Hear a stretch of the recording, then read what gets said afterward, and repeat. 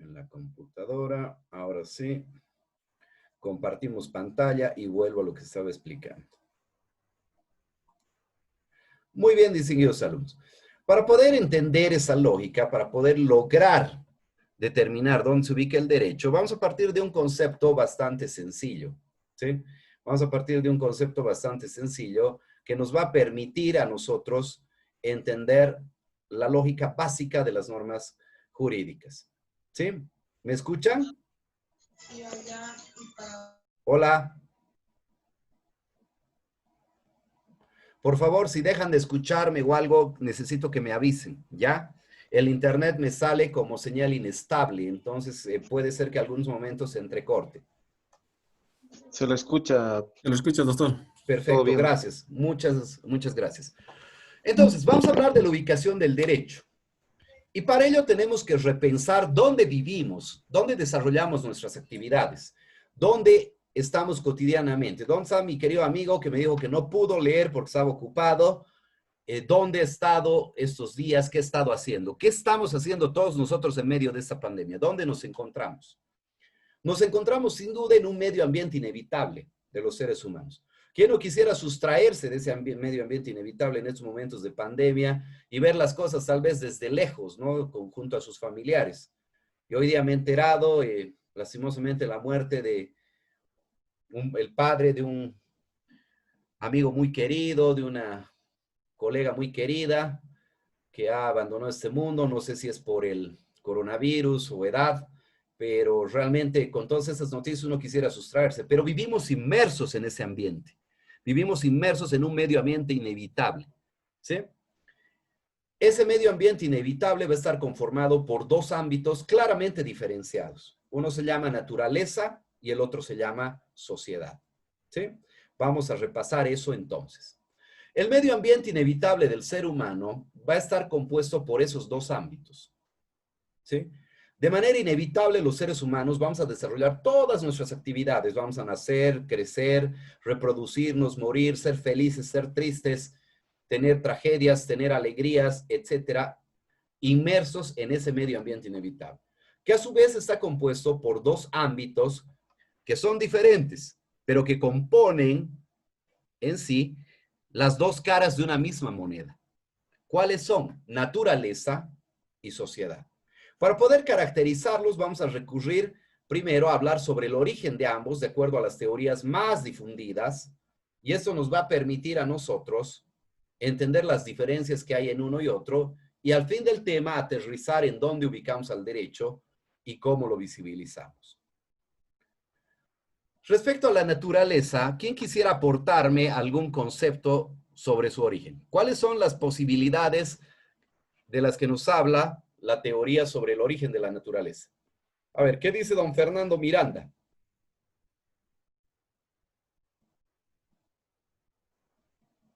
¿Me repite la pregunta, licenciado, por Distinguido favor? Fernando, le pregunto lo siguiente.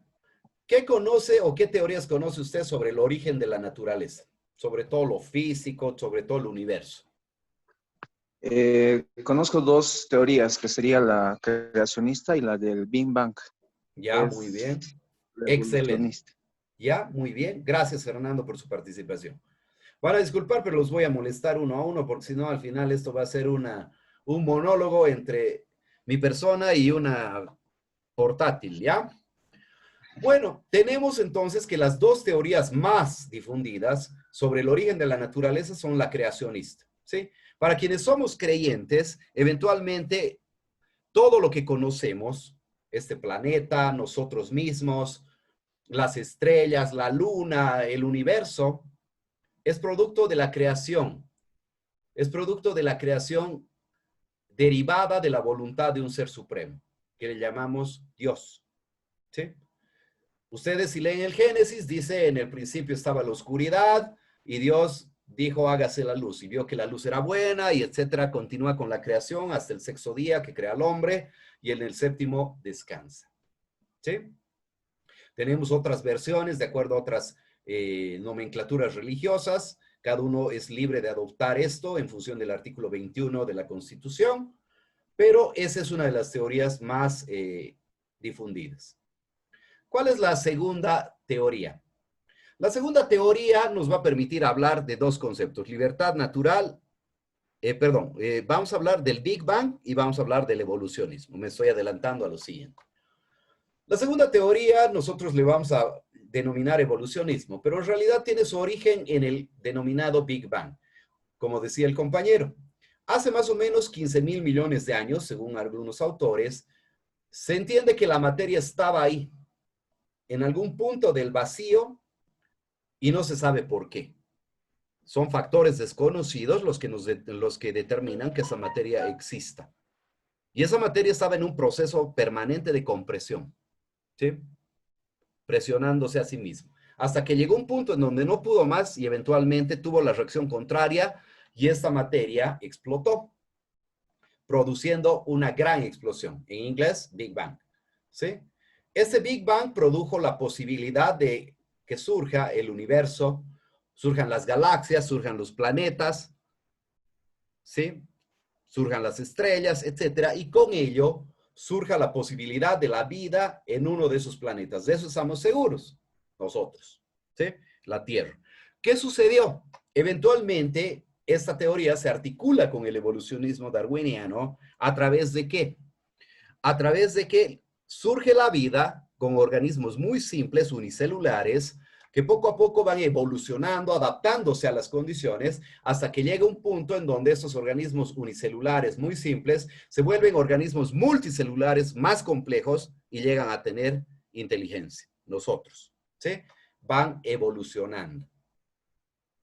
Si ustedes se fijan, tenemos entonces que el Big Bang y el creacionismo se presentan como dos teorías prácticamente antagónicas, ¿sí? Opuestas. El que cree en el creacionismo debería negar el evolucionismo, aunque hoy por hoy tiene un punto de conexión bastante interesante que se llama la teoría de la partícula divina. Si alguno de ustedes tiene interés, revíselo, es en internet, hay documentales muy interesantes. ¿Qué pasa con esto? A pesar de que se presentan como corrientes antagónicas opuestas, vamos a encontrar nosotros que tienen un factor en común que nos permite definir este ámbito que denominamos naturaleza. ¿Cuál es ese factor común? Que en el origen de la naturaleza no interviene para nada el ser humano. En el creacionismo somos producto de la voluntad de un ser divino, de un ser supremo. En el evolucionismo somos producto de factores desconocidos que establecieron que exista materia y que determinaron que explote y que luego evolucione la vida, etcétera, ¿sí? Pero en todo caso, en su origen no intervenimos.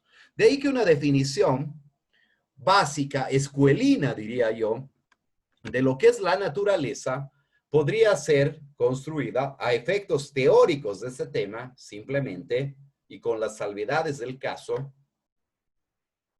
Básicamente podríamos decir que la naturaleza es aquel ámbito que compone o integra el medio ambiente inevitable del ser humano, en cuyo origen no hemos intervenido, ¿sí?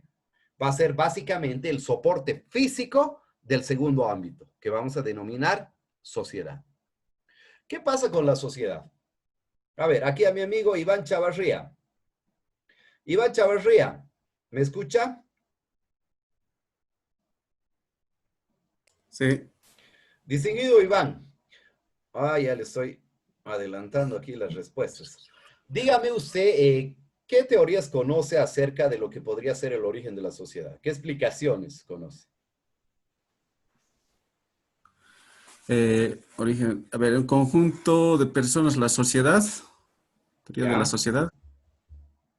No le pregunto qué es Mm, la sociedad, sino cuál sería las posibles explicaciones sobre el origen de la sociedad.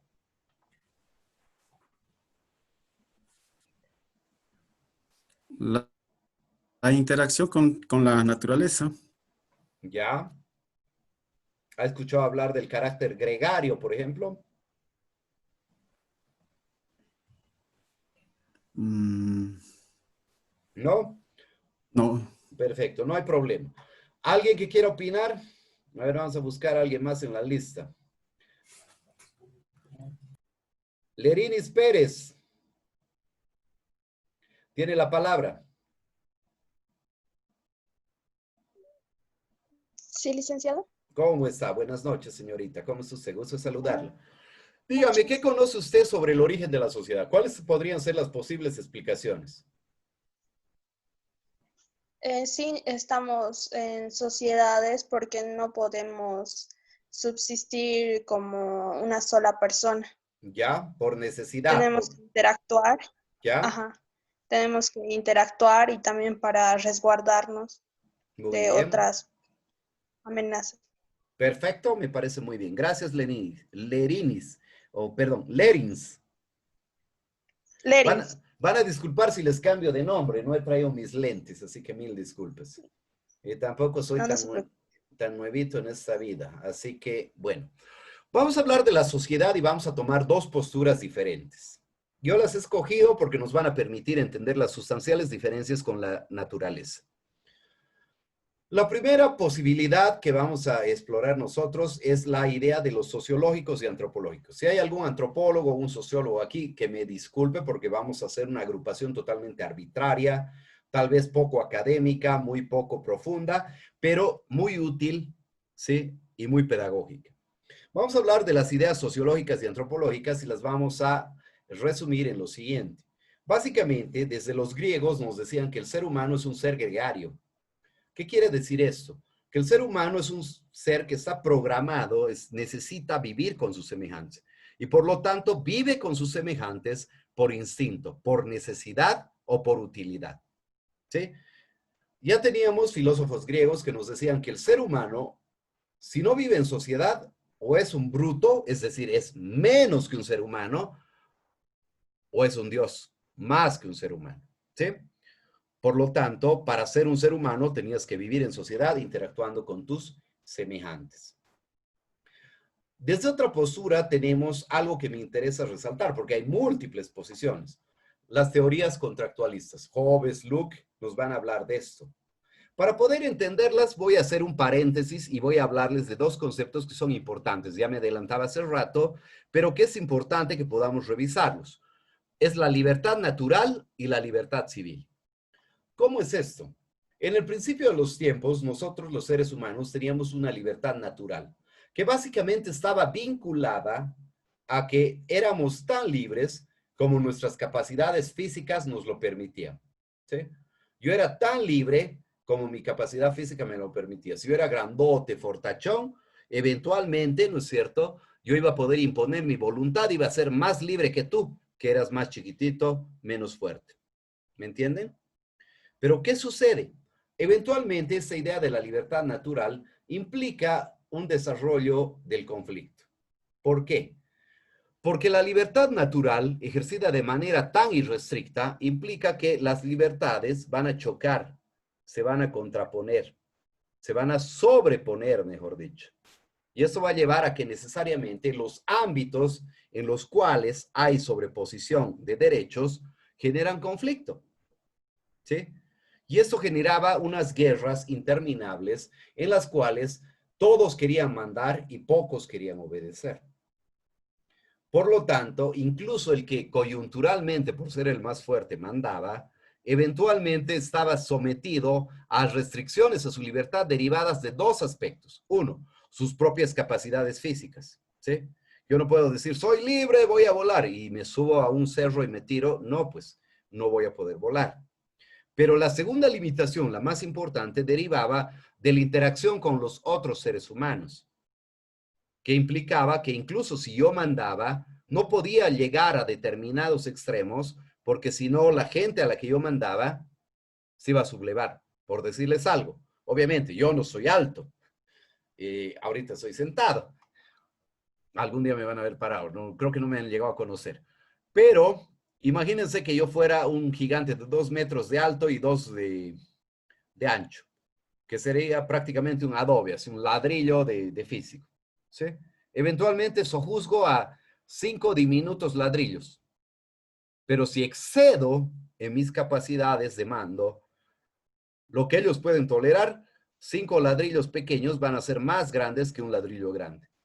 Y eso generaba conflicto, generaba permanente estado de guerra, y es aquello a lo que la historia, desde la perspectiva normativa, porque la historia puede ser entendida también a través de las normas de los pueblos, señala que ha sido una fase negativa en la cual eventualmente no hemos tenido un gran progreso porque todo el mundo estaba dedicado a pelear, a someter a otros o a liberarse de otros, ¿sí? Y por lo tanto, incluso quien mandaba no tenía la posibilidad ilimitada de mandar como quisiera, ¿sí? Porque coyunturalmente podía ser el que mandaba y eventualmente en algún momento podía ser el que obedecía. ¿Qué sucede? Este concepto de la libertad natural poco a poco se va a ir superando, se va a abandonar y desde un análisis histórico normativo nos va a permitir entender el surgimiento de un instituto que hoy nos parece lo más común, lo más racional y además lo más normal del mundo. ¿Cuál es? El surgimiento de la libertad civil. La libertad civil surge a partir de una paradoja. ¿Cuál es esa paradoja? Para ser verdaderamente libres, nosotros necesitamos dejar de ser absolutamente libres. Parece una cuestión confusa, un juego de palabras, pero sin embargo implica una idea realmente revolucionaria. ¿Por qué? Porque eventualmente supone el proceso de compatibilización de derechos. Supone que mi libertad natural se va a restringir. Tu libertad natural se va a restringir. ¿Y qué vamos a hacer? Vamos a compatibilizar esos derechos. De tal manera que no va a haber ámbitos en los cuales mi libertad natural se sobreponga a tu libertad natural. ¿Cómo vamos a hacer esto? Vamos a adoptar la libertad civil. Es una libertad que exige que para ser verdaderamente libres, dejamos de ser absolutamente libres. Somos libres en márgenes más estrechos. Somos libres en márgenes más estrechos, pero eventualmente en márgenes más efectivos y en márgenes más seguros. ¿Sí? Esto opera a través de que delegamos esa renuncia a márgenes más amplios de libertad, esos márgenes a los que renunciamos, los delegamos a un gran hermano, los delegamos a un tercero que viene a garantizar esa compatibilización de derechos y que eventualmente sanciona cuando ella no se cumple.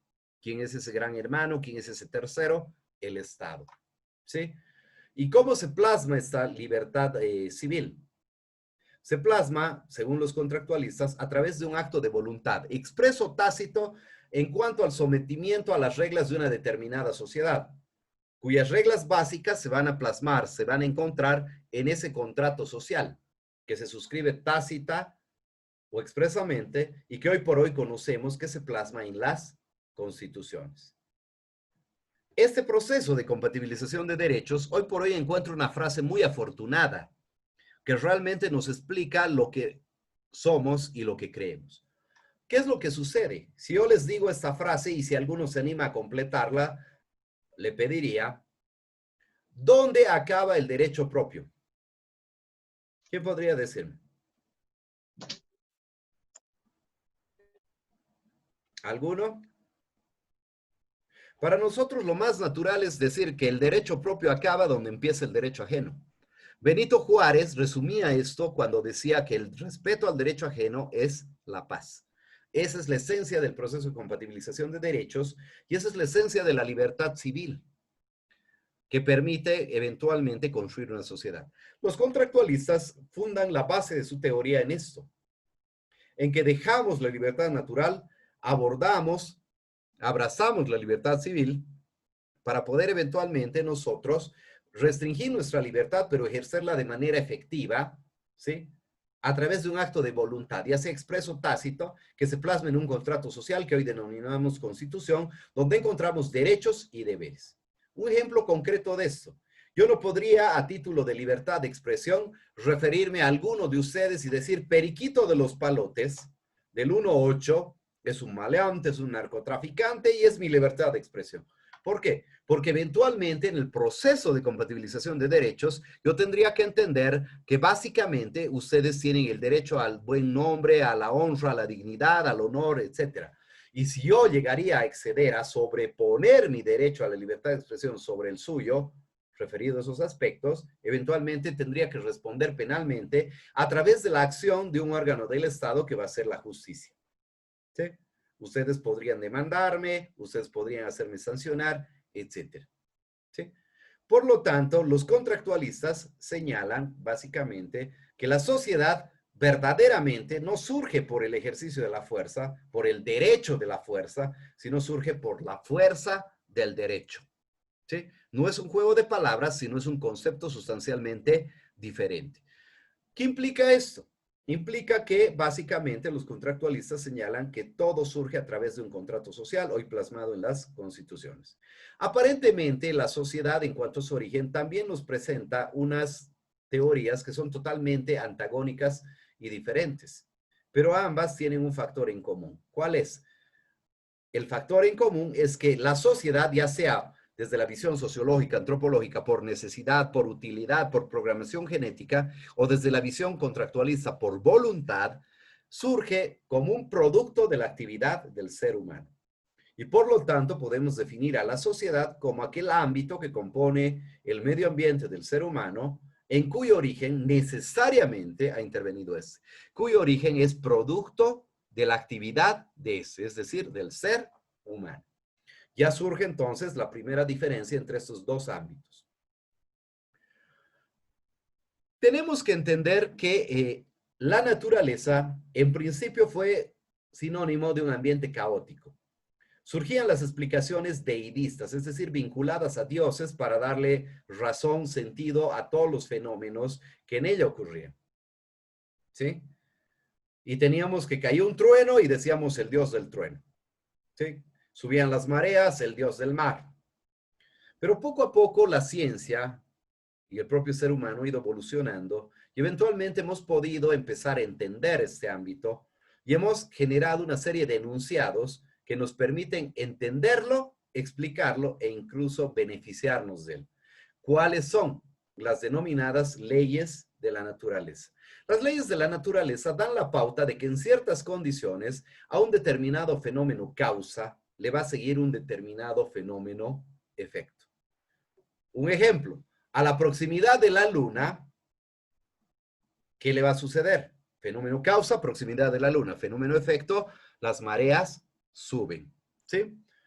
Ejemplo, si se calienta un metal, no lo suficiente para fundirlo, ¿cuál es el efecto? Este va a ganar volumen, se va a dilatar. Quienes han conocido una vía férrea, me permito citar este ejemplo, porque considero que hay gente de mi edad o un poco mayor tal vez, van a ver que hay las denominadas juntas de dilatación en las vías férreas, que están orientadas precisamente a evitar que el metal se caliente por el sol y genere distorsiones en él que no permitan la circulación de los trenes por encima de ellas.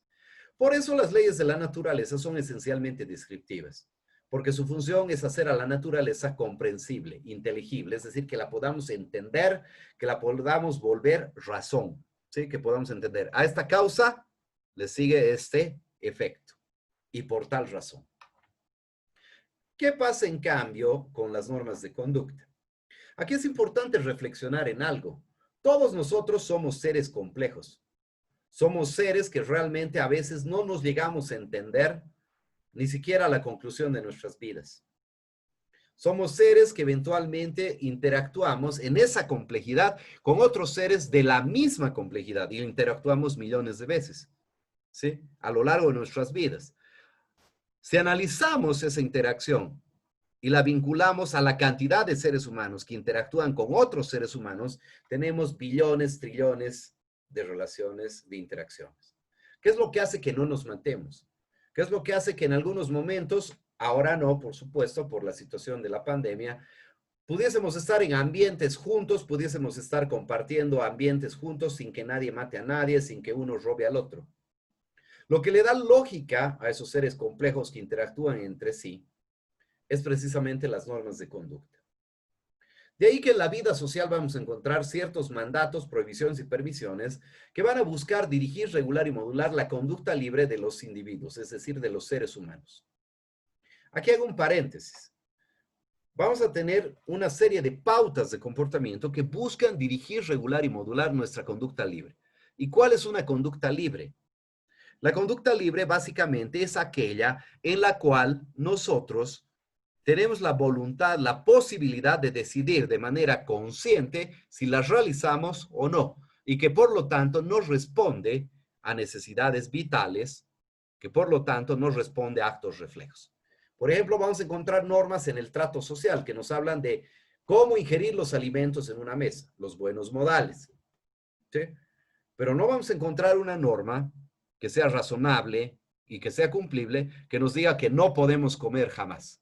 ¿Por qué? Porque el ingerir alimentos es una necesidad vital. De ahí que eventualmente vamos a tener como ejemplos de las normas de conducta aquellas que nos señalan, por ejemplo, que los caballeros deberían ceder el asiento a las damas en un servicio público, que deberían dejar que anden al rincón en las aceras, ¿sí? Tal vez desfasadas en el marco de la igualdad de género, tal vez no, dependiendo del punto de vista que se analice. Aquellas que nos hablan, por ejemplo, desde la moral de los sistemas religiosos, de los 10 mandamientos, aquellas que nos dicen y establecen cómo y cada cuánto tiempo tenemos que elegir y renovar a nuestras autoridades electas, como el presidente, etc. ¿Sí? ¿Cuál es la finalidad y función de estas normas? Empezaremos por las leyes de la naturaleza. ¿Cuál es la finalidad de las leyes de la naturaleza? La finalidad de las leyes de la naturaleza es explicar las causas, efectos y relaciones de los fenómenos que en ellas se producen. Es decir, nos va a decir, tal fenómeno se produce por esto, y ese fenómeno provoca este otro fenómeno, ¿sí? Y la relación entre ellos es esta. Vamos a tener entonces que es una función eminentemente, ¿no es cierto?, explicativa, de causas, efectos y relaciones entre causa y efecto. ¿Cuál es su función? La función de las leyes de la naturaleza, por lo tanto, es eminentemente descriptiva. No nos dicen lo que debe ser, sino simple y llanamente nos van a decir lo que es, lo que pasa en la realidad, lo que se puede observar, lo que se puede repetir a través de un experimento. ¿Qué pasa en cambio con las normas de conducta? Las normas de conducta tienen una finalidad totalmente diferente. Su finalidad no es describir, sino básicamente su finalidad es prescribir. Es decir, no se orientan a decirnos lo que es en la realidad, sino a decirnos lo que debería ser en la interacción entre seres humanos. ¿Sí? Esas normas no nos dicen los seres humanos matan, sino nos dicen los seres humanos no deberían matar. No nos dicen los seres humanos estafan, sino nos dicen los seres humanos no deberían estafar. No nos dicen los seres humanos comen con las manos, sino nos dicen los seres humanos deberían comer utilizando cubiertos. La función, por tanto, de las normas de conducta es esencialmente prescriptiva, es decir, está orientada a prescribirnos, a darnos pautas, a darnos recetas de comportamiento que nosotros tenemos que respetar porque la sociedad valora como algo positivo y como algo adecuado. ¿De dónde derivan los criterios de validación de leyes de la naturaleza y de normas de conducta? Las leyes de la naturaleza derivan su validación de su correspondencia absoluta con la realidad. Es decir, derivan su validación de que podamos observar en la realidad, ¿no es cierto?, que se produce lo que las leyes de la naturaleza enuncian. Ejemplo, las leyes de la naturaleza o la ley de la naturaleza vinculada a la gravedad. Me dice que si yo corto una manzana de un árbol, ¿cuál sería el efecto que tendría que tener? Esta manzana debería caer atraída por la gravedad al suelo, ¿sí? Mientras yo corte manzanas de un árbol y caigan al suelo, esa ley es válida, porque la puedo observar en la realidad. Deriva su validación de esa observación, de ese cumplimiento en la realidad. Pero si algún día yo corto una manzana y en lugar de caer, esta debería subir flotando, yo tendría que revisar la ley de la naturaleza vinculada a la gravedad, porque el hecho de que no lo observe, ya eventualmente, ¿no es cierto?, el que no lo observe en la realidad, ya me da pautas de que esa ley no es válida, no sirve, no describe, no me dice lo que es. ¿Qué pasa con las normas de conducta? Las normas de conducta, en esencia, no derivan su validación de su correspondencia con la realidad, porque en los hechos, las normas de conducta, generalmente hay mucha gente que las incumple, ¿sí? Van a derivar su validación de la correspondencia con determinados valores y fines que a través de su implementación buscan realizar. Pongámonos a pensar en el caso que ha sucedido. Y es un ejemplo que estoy citando de manera recurrente en todos los cursos, porque realmente me parece atroz. Hace un tiempo tuvimos el caso del zorro Antonio, ¿no? Y hubo como más de 30 abogados dispuestos a defenderlo y ayudar a la familia y no sé qué. Lastimosamente, la semana pasada hemos tenido el caso de la niña Esther. Y no he visto que haya la misma cantidad de colegas míos en la ciudad donde ella vivía a efecto de defender ese caso y buscar la sanción al culpable. ¿Cuál es la idea de citar este ejemplo? Aparte de sensibilizarlos, es importante que entendamos lo siguiente. El Código Penal, a partir del artículo 251, establece los tipos penales vinculados a lesión al valor jurídico, al bien jurídico, vida. Así tenemos en el 251 homicidio, 252 asesinato y etcétera. ¿Sí? Estos tipos penales describen conductas, pero tienen implícitas dentro de ellos normas. ¿Cómo es la lógica? El tipo penal me dice 251. El que matare a otro será sancionado con privación de libertad de 5 a 20 años. ¿Cuál es la norma implícita? La norma implícita es el significado que yo le doy, que me quiere decir que si yo mato voy a la cárcel. Entonces, si no quiero ir a la cárcel, ¿qué es lo que no debo hacer? Jamás debo matar. ¿Me entienden? Ahora bien, esta norma implícita se justifica en valores y derechos. El artículo 15, parágrafo 1 de la Constitución reconoce el derecho a la vida, ¿sí? Y la vida, además, no solamente es un derecho, sino es un valor que pondera nuestra sociedad, que pondera nuestra Constitución, nuestro ordenamiento jurídico. ¿Qué sucede? Con el caso de la niña Esther, ¿se ha vulnerado o no se ha vulnerado la norma de no matar? Claro que sí. Pero esa norma sigue siendo válida. ¿Esa norma sigue estando vigente? Por supuesto que sí, porque el valor vida sigue siendo un valor ponderable por nuestra sociedad. Sigue siendo un valor que eventualmente todos nosotros consideramos que debe ser tutelado y que eventualmente merece protección jurídica, ¿sí? Merece protección normativa. De ahí que encontramos la diferencia. En la ley de la naturaleza, si la realidad no es igual a la norma, chao ley de la naturaleza. En cambio, en la norma de conducta, a pesar de que la realidad le sea adversa, si el valor sigue vigente, la norma sigue vigente, sigue siendo válida. ¿Por qué? Porque deriva en su validación no de la realidad, sino de los valores que buscan o pretenden que se respeten o que se realicen.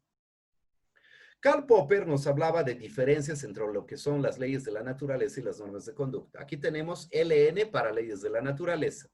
¿Qué decía él? Las leyes de la naturaleza describen regularidades empíricas, ¿sí? Por lo tanto, establecen lo que es. En cambio, NC para normas de conducta expresan directivas para nuestra conducta, por lo tanto, prescriben y establecen lo que debería ser, lo que es deseable, ¿sí? Al referirse siempre las normas de conductas al deber ser, van a adoptar diferentes sentidos. Y vamos a hablar básicamente de tres. Van a poder traducirse en mandatos, prohibiciones o permisiones, ¿sí? ¿Cuándo tenemos una norma de mandato? Las normas de mandato me van a exigir una conducta activa, es decir, que yo haga algo. En otras palabras, algo debe ser hecho, ¿sí? Debes pagar impuestos, debes honrar a tu padre o a tu madre. Vamos a tener un segundo sentido o una segunda forma que está dada por las prohibiciones, que me exigen una conducta pasiva, una abstención, un deber de abstención. Algo no debe ser hecho. En este caso, vamos a tener una prohibición. Ejemplo, no debes matar, no robarás. Finalmente, vamos a tener permisiones, ¿sí? Que son aquellas normas que establecen que algo puede ser hecho bajo ciertas circunstancias, bajo ciertos requisitos. Ejemplo, la posibilidad de asociarnos libremente para fines lícitos, que si no me equivoco está en el artículo 21.4 de la Constitución, ¿sí? Ejemplo, si tú quieres, puedes asociarte libremente para fines lícitos. Si nosotros quisiéramos asociarnos para fundar una pandilla dedicada a la delincuencia, ya no sería tutelado constitucionalmente porque eventualmente estaríamos incurriendo en una figura que se denomina asociación delictuosa. Principio de causalidad y principio de imputación. Para poder entender la construcción básica de lo que son las normas jurídicas y de lo que son las leyes de la naturaleza, tenemos que hablar de los principios básicos en los cuales ellas también se estructuran. Las leyes de la naturaleza se van a estructurar con base en el principio de causalidad. El principio de causalidad, ¿qué nos dice? Señala que en presencia de un determinado fenómeno causa, necesariamente le va a seguir de manera inexorable, de manera correlativa, un determinado fenómeno, efecto o consecuencia. ¿Sí? ¿Qué es lo que sucede? Concurre el fenómeno causa y se va a dar necesariamente el fenómeno efecto. Ejemplo, yo caliento un metal no lo suficiente para fundirlo. ¿Cuál va a ser el efecto? Se va a dilatar, va a ganar volumen. Este principio se sintetiza así. Si es A, será B. Si es A, fenómeno causa, será B, fenómeno efecto. Nos habla básicamente de una relación causal inexorable, es decir, de una relación causal que no se puede dar de otra manera y que independientemente del tiempo y del espacio, se va a dar de la misma manera. Siempre que concurra la misma causa, se va a dar necesariamente el mismo efecto. Ejemplo, si yo calentaba un metal no lo suficiente para fundirlo, en la época de la Santa Inquisición Española, ¿qué sucedía? Se dilataba. Si yo caliento un metal hoy en Bolivia, ¿se dilata o no se dilata? Sí. ¿Varía en el tiempo? No. Si en el mismo tiempo, hoy en Bolivia y hoy en Rusia hago lo mismo, ¿se dilata? Sí. No varían en el tiempo, no varían en el espacio. Por eso hablamos de una relación causal inexorable, que se da de manera necesaria, invariable. ¿Qué pasa en cambio con el principio de imputación? El principio de imputación va a ser básicamente el principio que nos permita construir las normas de conducta. ¿Sí? Yo les aseguro que ustedes como padres o como hijos han estado sujetos a la construcción normativa a través de este principio, pero que muchas veces no lo hemos percibido y hoy vamos a poder aclarar ese aspecto.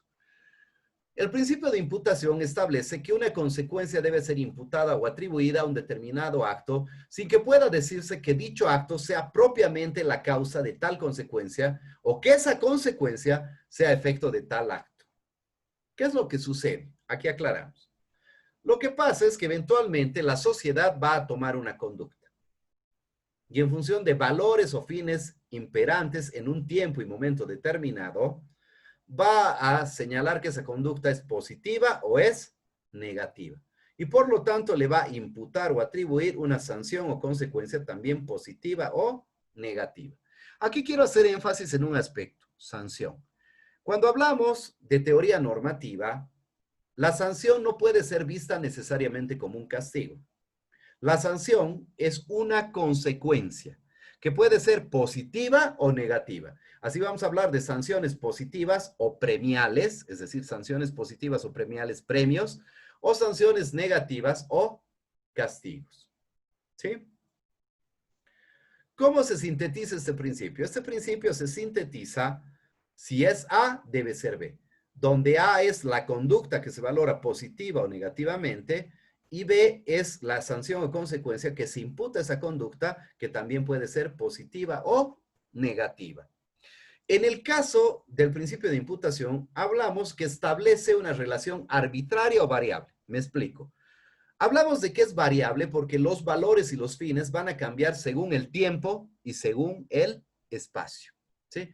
Por ejemplo, habíamos hablado de la dilatación de los metales. Eso no variaba en el tiempo, no variaba en el espacio. Pero ¿qué pasa, por ejemplo, si hoy día les dijera yo soy brujo, tengo poderes, puedo hacer amarres de amor eternos y su pareja a sus rodillas? ¿Qué pasaba si hacía eso en la época de la Santa Inquisición Española? ¿Era positivo o negativo? En función de los valores católicos imperantes entonces, se consideraba negativo, herejía. Se le imputaba o atribuía una sanción o consecuencia de qué tipo? Negativo. Yo hubiera acabado en la hoguera. Hoy por hoy, eventualmente, esta conducta no tiene ningún tipo de valoración. Vemos comúnmente en los periódicos horóscopos, gente que anuncia la posibilidad de hacer este tipo de trabajos, etcétera, y no hay ningún tipo de consecuencia. ¿Sí? ¿Por qué? Porque la relación es arbitraria o variable. Lo que la sociedad piensa hoy en función de valores y fines es totalmente diferente de lo que pensaba hace 50, hace 100, hace 200, hace 300 años. Y va a ser sustancialmente diferente lo que piense de aquí a 50 años hacia adelante. Para poder entender mejor el principio de imputación, vamos a hablar de él y la construcción normativa. ¿Cómo se construyen al fin de cuentas las normas? La sociedad va a calificar en función de valores o fines, la sociedad o el grupo social o incluso la propia persona, una conducta. Y la va a considerar positiva o negativa. Y por lo tanto, ¿qué va a hacer? Le va a imputar o atribuir una sanción del mismo tipo, positiva o negativa. Tomemos algunos ejemplos. Si ustedes se ponen a pensar, por decir algo, conducta. Estamos educando al niño para que coma los vegetales, tenga una nutrición sana, tenemos una serie de valores que queremos que se resalten. Si comes tus vegetales, conducta, ¿positiva o negativa? Positiva. Le imputamos o atribuimos una sanción positiva. Tendrás doble postre. Conducta, ya en el ámbito jurídico. Si robas, ¿positivo o negativo? Negativo. Se te privará de libertad. Sanción negativa. ¿Sí? Ese ejercicio normativo lo hacemos como padres todos los días con nuestros hijos. Ese ejercicio normativo lo hace la sociedad con nosotros como individuos que la componemos. Y obviamente este ejercicio de construcción de normas a través del principio de imputación se hace también a través de las normas jurídicas, que se van a construir en función de los valores supremos, los principios fundamentales que están integrados en nuestra Constitución, que han sido democráticamente adoptados. Nuestra Constitución tiene un catálogo que no es limitativo, pero que sí es muy ilustrativo sobre valores supremos que está en el artículo 8, parágrafo 2 de la Constitución. Les sugiero que lo revisen para que se den cuenta cómo ellos son el sustento de la construcción normativa que tenemos en nuestro Estado. Finalmente llegamos a la ubicación del derecho luego de todo esto. ¿Sí? Vamos a tener en principio un medio físico que va a estar dado por la naturaleza, que va a ser el soporte de lo que es la sociedad. Y va a regirse por las denominadas leyes de la naturaleza y va a dar lugar a las ciencias naturales.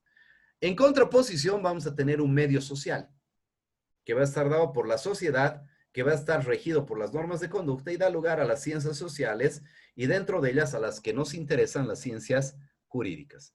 ¿Dónde se ubica el derecho? El derecho se ubica aquí, dentro de las normas de conducta. Vamos a tener tres grandes sistemas normativos: las normas del trato social, las normas morales y las normas jurídicas, que son objeto del siguiente tema, los dos primeros. Esos tres sistemas normativos regulan gran parte de nuestra conducta. Desde que nos hemos levantado, desde que hemos saludado al vecino, desde que nos hemos persinado en la iglesia, desde que hemos orado, desde que hemos tratado de no pecar, pasando porque hemos respetado las normas de tránsito, no hemos cruzado el semáforo en rojo, etcétera, hemos estado en contacto con estos sistemas normativos. El derecho se ubica en esos sistemas normativos, a través de las normas jurídicas. Pero aquí hay algo que es importante que quede claro. Miguel Reale, un autor de origen portugués brasilero, señalaba que el derecho es tridimensional. ¿Sí?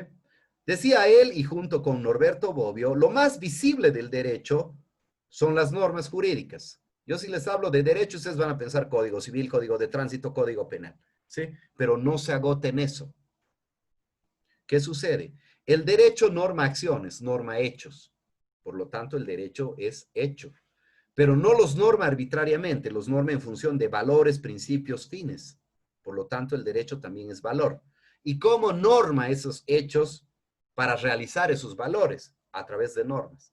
Por lo tanto, el derecho es hecho, valor y norma. ¿Sí? Lo más visible del derecho, sin duda alguna, son las normas jurídicas. Salgan a la calle, van a ver un montón de normas jurídicas, solamente las señalizaciones de tránsito. ¿Sí? Pero no se agota ahí. Ahora bien, el abordaje que estamos haciendo es un abordaje normativo y por lo tanto, preliminarmente ubicamos al derecho dentro de la sociedad, dentro de ella en las normas de conducta y dentro de las normas de conducta como parte de las normas jurídicas. ¿Sí? Es decir, como parte de las normas de conducta, pero a través de un tipo de normas especiales de cumplimiento obligatorio. ¿Sí? Un tipo de normas que nadie puede resistirse a cumplir, que tienen características sui generis, que las hacen diferentes a las del trato social y morales, pero que al fin de cuentas son un tipo de normas de conducta y que visibilizan al derecho. ¿Sí? Muy bien, con esto hemos concluido la explicación de este tema. Les pido, por favor, para la siguiente vez, revisen los videos, revisen las diapositivas y vamos a poder hacer una clase mucho más productiva para ustedes. Llega entonces ahora el momento de pasar a la ronda de consultas, a la ronda de preguntas y respuestas. Por favor, tienen ustedes la palabra. Si alguno de ustedes quiere alguna aclaración, alguna explicación complementaria, tiene por favor todos los derechos de hacerla. Perdón, se cortó un poco. ¿Alguna consulta, distinguidos alumnos? ¿Algún aspecto que no hubiese quedado claro? ¿Alguna aclaración? Buenas noches, doctor. Sobre las normas de conducta, ¿me lo puede repetir, explicar, por favor? ¿Ya? ¿Qué parte, por favor, en concreto? ¿O todo? Solo las normas de conducta. Perfecto. Deme un minuto, Rudy.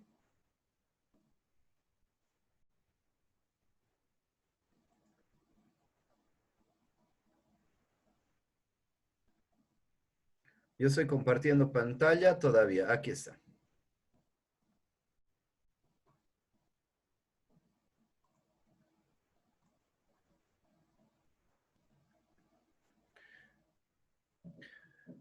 Ya, en principio las normas de conducta no derivan su validación de su correspondencia con la realidad, sino fundamentalmente derivan su validación de su correspondencia con los valores en función de los cuales se estructura. ¿Sí? Esa es una diferencia importante con las leyes de la naturaleza.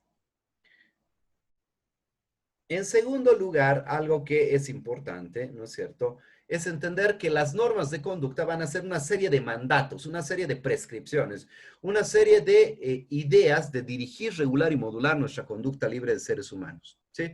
Cada que nos encontremos nosotros con una pretensión de dirigir, regular y modular nuestra conducta libre como seres humanos, ya estamos frente a una norma de conducta, ¿sí? Solamente vamos a ver a qué sistema normativo pertenece. Y eso lo vamos a empezar a tratar en el tema 2 porque vamos a hablar de los criterios de diferenciación.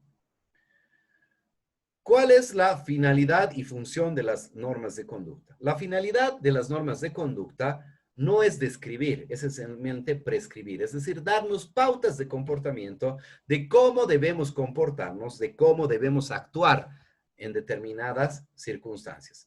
En otras palabras, ¿qué debemos hacer? Mandatos, ¿qué no podemos hacer? Prohibiciones, o ¿qué podemos hacer? Permisiones. Su función, por lo tanto, es esencialmente prescriptiva. No está orientada a decirnos lo que es en la realidad, sino está fundamentalmente orientada a decirnos qué debería ser en la interacción que tenemos usted y yo, usted con su esposa, sus hijos, sus parientes, en la interacción social. Las normas de conducta, por lo tanto, esto ya hemos visto. Aquí la diferencia más importante. Mientras que las leyes de la naturaleza describen regularidades empíricas y establecen lo que es, las normas de conducta expresan directivas para nuestra conducta, es decir, establecen lo que debería ser. Las normas de conducta pueden adoptar tres diferentes formas. Pueden ser mandatos, es decir, exigirnos que hagamos algo. ¿Sí? Pagar impuestos, honrar a padre y madre, dar asistencia familiar a los hijos, qué sé yo, ¿sí? Concurrir a votar, etc. Pueden ser prohibiciones, es decir, decirnos que no hagamos algo, que nos abstengamos de hacer algo, no matar, no robar, no sé, ¿no? No maltratar al vecino, no conducir en estado de ebriedad, etc. O pueden ser permisiones que nos pueden decir que algo es posible de ser hecho, ¿sí? Bajo ciertas circunstancias. Las normas de conducta se construyen con base en el principio de imputación. ¿Qué implica el principio de imputación? Implica que nosotros tomamos una conducta, ¿sí? La valoramos como sociedad, como grupo social o incluso como individuos como algo positivo o negativo. Y en consecuencia, le imputamos o atribuimos también una sanción o consecuencia que puede ser de tipo positivo o negativo. El principio de imputación se sintetiza: si es A, debe ser B. Donde A es la conducta, ¿sí?, que se valora positivo o negativamente, y B es la sanción o consecuencia que puede ser también positiva o negativa. Hablamos aquí de una relación arbitraria porque los valores, los fines que sustentan las normas de conducta varían y por lo tanto van a transformarse, van a cambiar en función al tiempo, en función al espacio. ¿Sí? De ahí que la relación es arbitraria porque hoy día puede ser una consecuencia para una conducta y mañana puede ser una totalmente diferente. Hoy día una conducta merece castigo, mañana puede merecer premio. En Bolivia una conducta puede merecer castigo y en otro país al mismo tiempo, pero en otro lugar, puede merecer premio o ninguna consecuencia. La construcción normativa se da entonces en base a este principio. Lo que sucede es que la sociedad o el grupo social o el propio individuo califica la conducta en función a valores o fines y le imputa o atribuye una sanción o consecuencia. ¿Sí? Para aclarar esto, por un ejemplo bastante interesante. ¿Sí? ¿Qué pasa, por ejemplo, con la conducta pagar impuestos antes del vencimiento del término? Si usted tiene un inmueble y paga el impuesto antes del vencimiento del término, ¿cuál es la conducta? ¿Es positiva o negativa? Es positivo, doctor. Positiva. Le imputamos o atribuimos una sanción o consecuencia. ¿De qué tipo? ¿Positiva o negativa? Positivo, doctor. Pagamos con descuento, ¿no es cierto? ¿Qué pasa en cambio si yo tengo la conducta pagar mis impuestos del inmueble luego del vencimiento de término? Se le imputa o atribuye una sanción o consecuencia. ¿De qué tipo? Negativa. Pago con recargo, pago con multa. Así construimos todos nosotros las normas que cotidianamente nos vinculan, que cotidianamente vinculan a nuestros hijos. Yo les aseguro que si tienen hijos adolescentes o jóvenes, ustedes tienen alguna norma que han construido, tú me llegues a tal hora. Y no es porque a usted se les ha ocurrido, caramba, le declaro la guerra al amor y a la felicidad de mi hijo, no. Sino es que porque simple y llanamente tomamos la conducta, la valoramos positivo o negativamente. Llegar a las 12 de la noche cualquier día, positivo o negativo, negativo. Entonces, mi querido hijo, el sábado no me vas a la disco. Mi querido hijo, no tienes recreo, no tienes mesada, etcétera, ¿no es cierto? Y así construimos las normas y así se construyen las normas, incluso las jurídicas. Vamos a ver en más detalle que las normas jurídicas se construyen en función de la valoración de la conducta conforme a unos criterios que positivamos en el derecho, que se llaman valores supremos y principios fundamentales. Valores supremos como libertad, dignidad humana, vida, seguridad jurídica, etcétera. Principios como soberanía popular, separación de funciones, principio democrático, jerarquía normativa, etcétera. ¿Sí? Entonces, es esa la forma en la que construimos nosotros las normas de conducta y particularmente las normas jurídicas. ¿He aclarado su duda? Sí, doctor, muchas gracias. Para servirle. ¿Algún compañero más que tenga alguna duda, por favor? Yo, doctor, buenas noches. Encantado. ¿Con quién hablo? ¿Cómo está? Buenas noches. Alex Martínez, doctor. Distinguido Alex, gusto en saludarlo. Dígame. Buenas noches. Una pregunta. En el caso de intento de homicidio, ¿entraría como una norma de conducta, digamos, si es que la persona llegaría a tratar de defenderse? No le estoy, o sea, ¿quién sería el que intenta, o sea, ¿a quién acusaríamos de intento de homicidio? ¿Al que se defiende? Al que se defiende y Ya. posiblemente lo mata, digamos, por así decir. Mire, en realidad ese ya es un aspecto particular del derecho penal, pero la duda es bien interesante. ¿No es, nuestro tema es teoría jurídica, básicamente teoría general del derecho. Pero esto, mire, en materia penal usted tendría que analizar eso, ¿no? Hay una figura que se llama legítima defensa. Eventualmente, si yo no tengo los medios del Estado a disposición míos para que puedan defenderme de un ataque injusto, actual y efectivo, yo puedo asumir defensa. Pero tengo que tener el cuidado para que la legítima defensa opere de la proporcionalidad de medios. ¿Me explico? Puede ser que una persona venga a agarrarme a puñetes, digamos, y yo saco una metralleta y no puedo decir es legítima defensa, ¿no? Porque los medios son desproporcionados. Pero eventualmente, ¿no es cierto? Si yo me defiendo, él viene a agredirme con un palo, yo tomo otro palo, le boto una piedra, ya se analizaría en el caso concreto la proporcionalidad de los medios empleados. Porque no solamente va al medio como tal, sino, digamos, también a la, ¿cómo me explicaría en este caso? Sino va también a la utilización efectiva del medio. Por ejemplo, ¿no es cierto? Me ataca con un palo, yo agarro una piedra, con un pedrazo lo dejo tendido y si yo voy y lo remato a pedradas, digamos, obviamente que ya habría exceso en cuanto a la utilización del medio, aunque el medio podría resultar legítimo frente al medio empleado por el agresor, ¿no? Pero eso es un análisis particular ya que corresponde al derecho penal, básicamente, ¿no? Perfecto, doctor. Muchas gracias. Disculpe las molestias. No, no, para servirle, encantado. ¿Alguna otra consulta, distinguidos alumnos? ¿Nada más? Muy bien. Bueno, hoy día quedamos aquí. Por favor, revisen el material. Ha sido un gusto verlos.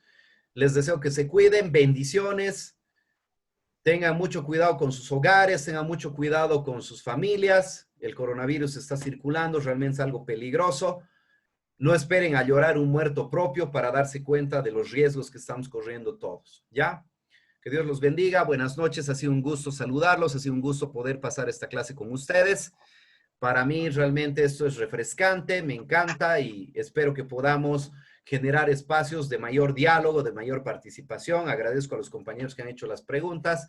Está abierto siempre el micrófono y la posibilidad de que pregunten lo que quieran el momento que deseen de la clase, a efecto de que no se queden con la duda. ¿Ya?